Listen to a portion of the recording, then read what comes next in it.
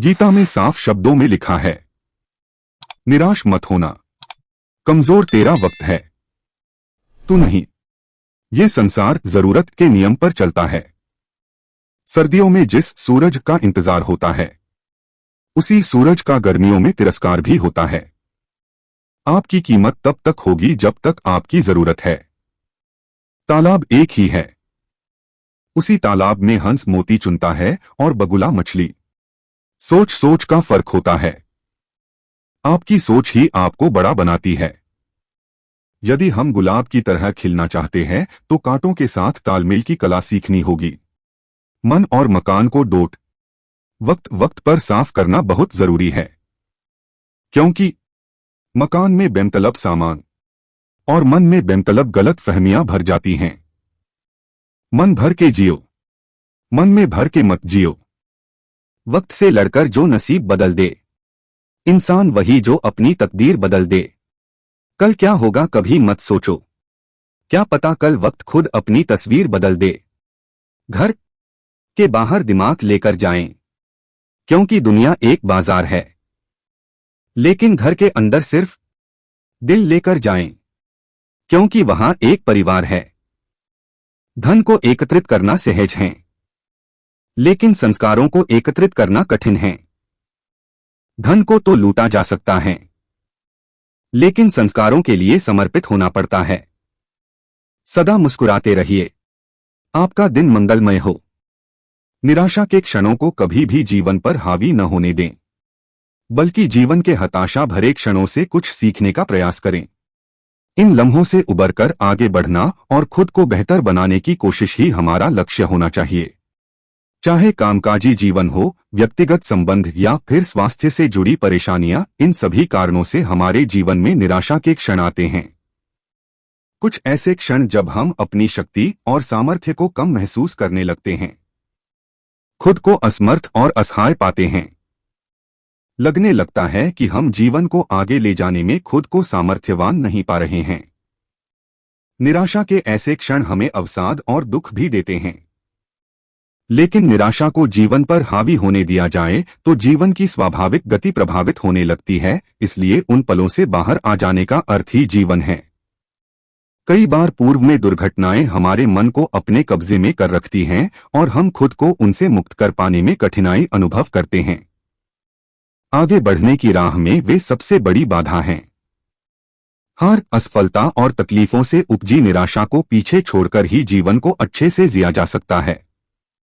अपनी निराशाओं से उबरने के लिए कुछ छोटे प्रयास कारगर सिद्ध हो सकते हैं। अपेक्षाओं को कम रखें। इस बात का स्मरण रहे कि हमेशा ही जीवन में जीत नहीं मिलती है।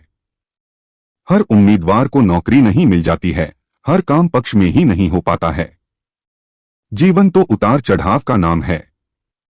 यहां हर तरह की स्थिति बनती है और आनंद भी इसी में है। इसलिए हर स्थिति में सहज रहना जरूरी है। लेकिन इसका अर्थ यह नहीं कि आप अपने लिए ऊंचे लक्ष्य तय ही न करें। अपने लक्ष्य ऊंचे रखें, लेकिन उन लक्ष्यों के पूरा न होने पर भी जीवन को रुकने न दें। किंग सोलोमन ने एक जगह लिखा है, जब मैं उन चीजों को देखता हूं जिन्हें पाने के लिए मैंने कड़ी मेहनत की तो वे सारी चीजें बहुत अर्थहीन नजर आती हैं। मुझे ऐसा लगता है मानो मैं हवा का पीछा कर रहा था। इसलिए अपनी अपेक्षाओं का एक संतुलन बनाना जरूरी है। उनके लिए प्रयास हो, लेकिन प्रयास सफल न होने पर निराशा घर न करे। अपने मन का हो तो अच्छा और न हो तो और भी अच्छा के भाव से अपनी अपेक्षाओं पर खरा उतरने का प्रयास करें। हार से सीखने का प्रयास करें। असफलता और हार भी हमें बहुत कुछ सीखने का मौका देती है। जब भी हम हारते हैं या निराश होते हैं, तब हम धैर्य रखना सीखते हैं। हम सफलता के लिए अधिक उद्यत होते हैं। जब भी हार होती है तो उसे इस तरह ही देखें कि आपके प्रयास सफलता के लिए पर्याप्त नहीं थे और आपको सफलता के लिए और तैयारी की जरूरत है। निराशा में ही आशा छिपी होती है।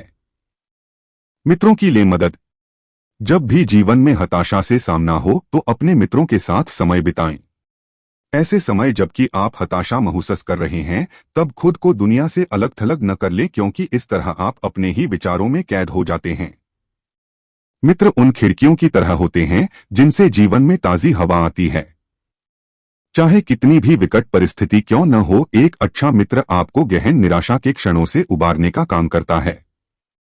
अक्सर हम परिवार के साथ बहुत सी बातें साझा नहीं कर पाते हैं क्योंकि उम्र और समझ का अंतर बीच में होता है, लेकिन हमारे मित्र हमारी मनोस्थिति और हमारे बर्ताव को बेहतर तरीके से समझते हैं।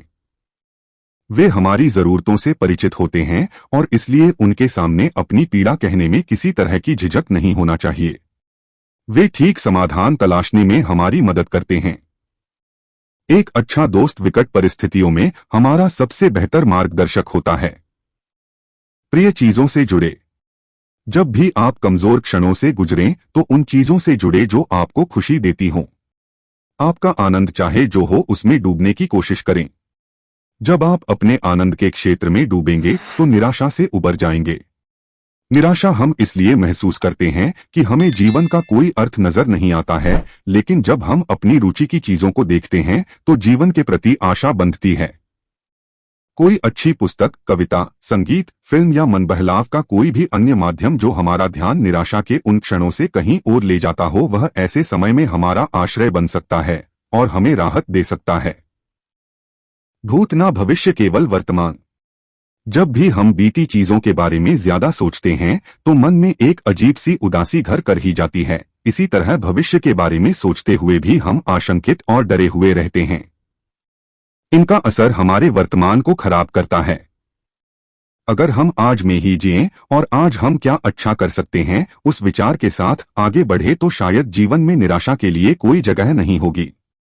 हम जो नहीं कर पाए उसके लिए उदास क्यों होना, हम आज जो कर सकते हैं उस पर बीते दिनों का असर आखिर क्यों आने देना चाहिए। बीती बातों को भुलाकर अगर आज में ही अपनी ऊर्जा लगाई जाए तो बेहतर नतीजे हमें आगे बढ़ने को ही प्रेरित करेंगे। कल में अटके रहकर हम अपने आज को भी प्रभावित करते हैं और आने वाले कल को भी।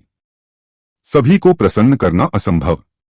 जब आप अपने आसपास मौजूद सभी लोगों को प्रसन्न करने का प्रयास करते हैं तो इस तरह के लक्ष्य को कभी प्राप्त नहीं कर पाते हैं।